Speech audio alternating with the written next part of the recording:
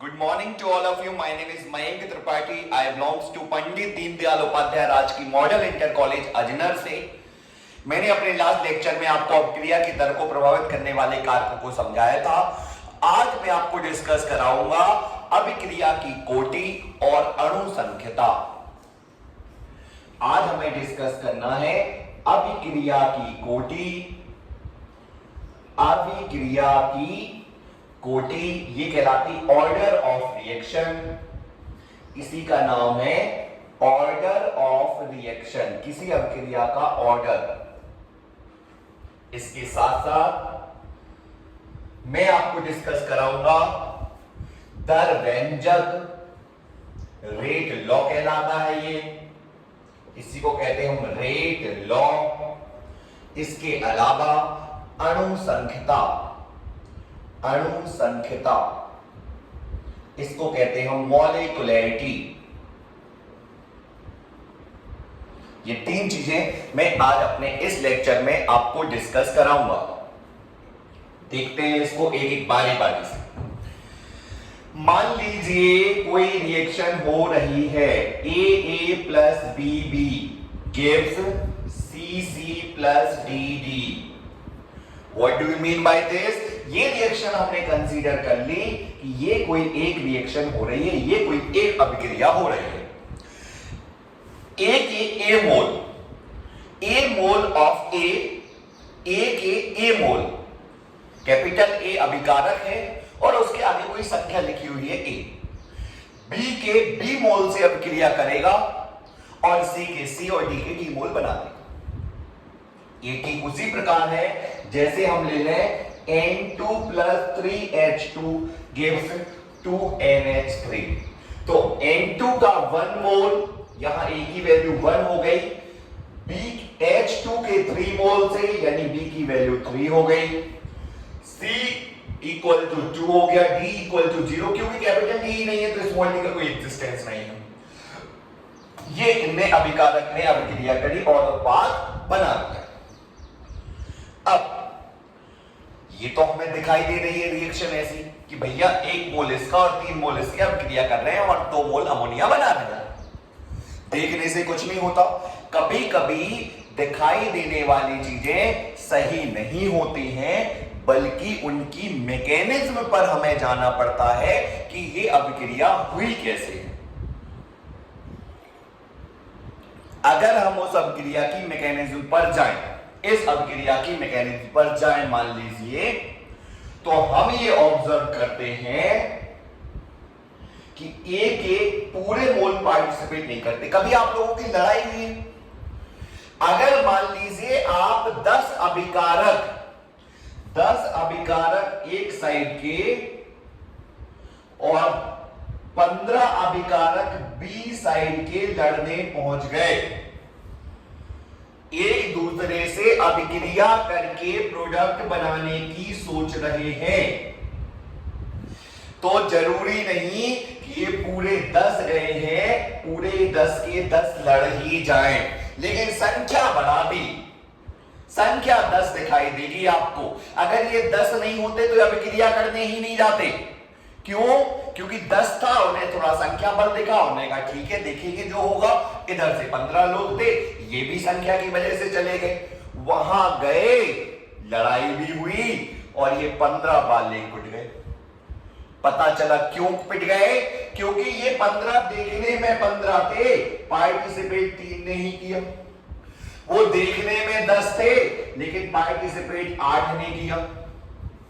तो टोटल अणु जो अभिक्रिया में भाग लेने गए थे वो कितने हैं? 10 प्लस 15 बराबर 25। इस अभिक्रिया की मोलिकुलरिटी होगी, इस अभिक्रिया की अणु संख्यता 15 होगी। क्यों? क्योंकि टोटल 15 अणु ही अभिक्रिया में भाग लेने गए थे। लेकिन एक्चुअली सांद्रता में किसके परिवर्तन हुआ? एक्चुअली कितने अणु लड़े? तो अणुओं में 8 अणु इसके और 3 अणु इसके, टोटल इस अभिक्रिया की अणु संख्यता का यहां 15 होगी। वहीं पर अणु संख्यता को m से रिप्रेजेंट कर रहे हैं, मोलिकुलर। वहीं पर ऑर्डर ऑफ रिएक्शन जो होगा वो 11 होगा, क्योंकि यहां पर केवल 8 अणुओं ने पार्टिसिपेशन किया, यहां 3 अणुओं ने पार्टिसिपेशन किया। तो किसी रासायनिक अपक्रिया में भाग लेने वाले उन अणुओं की संख्या जिनकी सांद्रता में परिवर्तन होता है, उस संख्या का नाम है अणु संख्यता। और टोटल अणुओं की संख्या कितने अणु गए, पूरे के पूरे लड़ गए अगर, तो अभिक्रिया की अणु संख्यता और कोटि बराबर होगी, लेकिन यहां पर अणु संख्यता और कोटि अलग अलग है क्योंकि जितने गए थे उतने नहीं लड़े। दूसरी बात, ये चीज एक थ्योरेटिकल कॉन्सेप्ट है, कोई भी व्यक्ति गिन सकता है कि अणु संख्यता क्या होगी। क्यों गिन सकता? भाई गिनना ही तो है, ये तो देखना नहीं है कितनों ने पार्टिसिपेट किया। एक थ्योरेटिकल कंसेप्ट है, जबकि अभिक्रिया जो ये है, जो अभिक्रिया की कोटि है, वो एक एक्सपेरिमेंटल फैक्ट है। आप एक्सपेरिमेंट करेंगे देन ही आपको पता चलेगा कितने अणु भाग ले रहे हैं। अब हमें अभिक्रिया की कोटि भी पता चल गई, अभिक्रिया की अणु संख्यता भी पता चल गई। हमें लिखना है दर व्यंजक। दर व्यंजक आप कैसे लिखोगे ये समझते हैं अपन। अभिक्रिया का दर व्यंजक आप कैसे लिखोगे ये भी अपन समझते हैं। अभिक्रिया का दर व्यंजक आपको लिखना है, दर व्यंजक लिखने के लिए मान लीजिए कोई एक अभिक्रिया हो रही है, कंसीडर ये रिएक्शन, एक रिएक्शन आपने कंसीडर करी, AA plus BB gives you product. हमने प्रोडक्ट में कुछ नहीं लिखा, रीजन ये है कि कभी किसी दर व्यंजक लिखने के लिए हमें अभिकारकों की आवश्यकता नहीं पड़ती है। वी नीड ओनली रिएक्टेंट, हमें केवल अभिकारकों की आवश्यकता पड़ती है। इसके लिए हम दर व्यंजक लिखता हूं, फिर समझाता हूं। A की पावर P और B की पावर Q। यहां P और Q कहां से आ गए? ये A से ही निकल के आए, गए तो A थे, लड़े केवल P। B के लिए Q कहां से आ गया? वहीं से, गए तो संख्या में B थे, लेकिन लड़े केवल कितने? P। सांद्रता कितनों में परिवर्तन हुए? हाथ पैर कितने के टूटे? केवल P के। B गए थे लेकिन Q के टूटे, तो ये कहलाएगा P और Q वो अणु हैं जो कि अभिक्रिया में लड़ाई के लिए गए थे।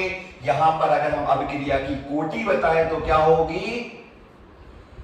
अभिक्रिया की कोटि होगी P प्लस Q, जबकि मोलेकुलरिटी अणु संख्यता क्या होगी? A plus B। देखने में तो ये दोनों गए थे लेकिन लड़ाई केवल इनमें। तो अभिक्रिया की कोटि और अणु संख्यता आप इस व्यंजक से समझ सकते हो क्या डिफरेंस होता है कोटि में और अणु संख्यता में। अब बिल्कुल विशेष बात, 12वीं के एग्जाम में ये डिफरेंस जरूर आता है। What is the difference between molecularity and order of reaction? अभिक्रिया की कोटि और अणु संख्यता में क्या अंतर है, ये हमें जरूर पता चल जाता है। अभिक्रिया, इस अंतर को आपको सीख के जाना है, छाप के लिखाना है। मिलेगा ये अंतर एग्जाम में, गारंटी है हमारी, आप बिल्कुल नोट करिए। अभिक्रिया की कोटि और अणु संख्यता में अंतर, आपको दोनों चीजें पता है, आपको दोनों चीजें पता है। अभिक्रिया की कोटि भी पता है, आपको अणु संख्यता भी पता है। आप इन दोनों में अंतर डिटरमाइन कर सकते हैं। देखो जैसे पहला अंतर, पहला अंतर हमेशा ध्यान रखना, पहला अंतर हमेशा परिभाषा होता है। बच्चे ज्यादातर क्या करते, पहला अंतर जाने क्या लिख देते। आप generally you must have to write first difference, that is definition of both, और आप हमेशा कॉलम में ही आंसर दीजिएगा। आपको जब भी डिफरेंस लिखना है, क्वेश्चन पूछा गया, you must have to write in column 2। Column में लिखने से ही प्रॉफिट होता है, जब चेक करता है टीचर तो उसे स्पष्ट रूप से अंतर दिखाई देते हैं। कुछ बच्चे थ्योरेटिकली लिख देते हैं, चेक वो भी होता है, लेकिन इफेक्टिव नहीं है। इफेक्टिव ये है कि आप इस तरीके से अंतर लिखें। तो पहला अंतर तो परिभाषा, इसकी क्या परिभाषा है? अभिक्रिया में भाग लेने वाले उन अणुओं की संख्या जिनकी सांद्रता में परिवर्तन होता हो, जबकि ये अभिक्रिया में भाग लेने वाले कुल अणुओं की संख्या अभिक्रिया की अणु संख्यता कहलाती है। पहला आपसे ये बन जाएगा। दूसरा, अब क्रिया की कोटि एक एक्सपेरिमेंटल फैक्ट है। एक्सपेरिमेंटल फैक्ट को हम क्या कहेंगे? अब क्रिया की कोटि एक एक्सपेरिमेंटल फैक्ट है, मतलब ये प्रायोगिक है, ये एक प्रायोगिक पद है, प्रायोगिक है, जबकि ये एक सैद्धांतिक पद है। भाई आप इसे गिन लीजिए और इसका कोई लेना देना नहीं। तीसरा, अब क्रिया की जो कोटि होगी वो कभी शून्य नहीं हो सकती, सॉरी शून्य हो सकती है, मे बी जीरो, ये जीरो हो सकती है, नॉट बी जीरो, ये कभी शून्य नहीं हो सकती, नॉट बी जीरो, ये कभी शून्य नहीं हो सकती है। फोर्थ,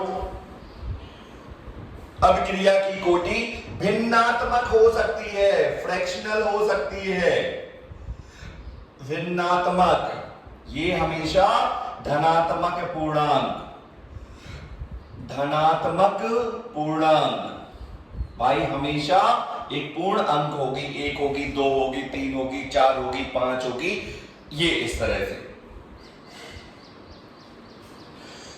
पांचवा, देखो अब क्रिया की जो अणु संख्या है वो एक ही पद पर निर्भर करती है, लेकिन जो कोटि है वो एक पद पर निर्भर नहीं करती है, तो ये जटिल अभिक्रियाओं पर लागू होगी, जटिल अभिक्रियाओं पर